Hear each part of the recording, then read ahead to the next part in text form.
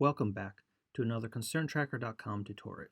In this video, I'll be showing you how to use the Concern Tracker to help remember infrequent activities. When you log in, you'll see this screen with the current date at the top. In this case, May 1st. Our first step is to add a concern, so let's try tracking a new recipe we're trying out. We'll enter garlic naan pizza as our concern, and then click on the little clipboard to add more information. Our second and third steps are to enter questions and responses for this concern. Our first question will be the ingredients we used, and our second, the directions we followed, just like you would enter into a recipe book. Our third question will be how it turned out. Now, when I made this recipe the first time, didn't know exactly what I was doing, so I cooked a little bit too long at a little bit too low of a temperature. So let's record that and make a note to try it for a shorter time at a higher temperature. Now we just click Save Responses and we're done. Now to see the benefit that the Concern Tracker provides, let's record the recipe again after applying the changes we mentioned. This time we can add the existing concern, and when we click on the clipboard, we see that all the previously created questions are still there, ready to be answered again.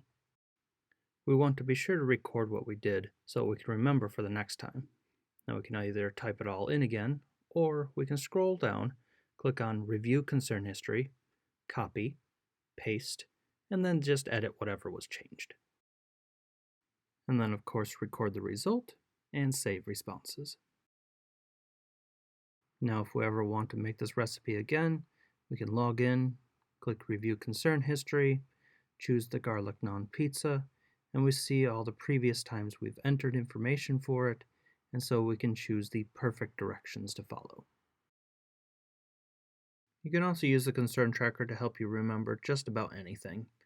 Recently taken up a little bit of gardening in front of the house, and so rather than having to relearn every year what works best, I can start recording all the things I did, such as how I applied the preen, the flowers I got, the layout I put the flowers down in. I can even reuse the existing question of how things turned out. And that appears at the top by default. I can just drag it down to where I want it. Then just enter the information, save responses, and I'm all set for next year. And then when next year does roll around, I can review concern history, select the garden, and then see what I did this year and do even better next year. That's it for this tutorial, and remember, if you can type it, you can track it at ConcernTracker.com.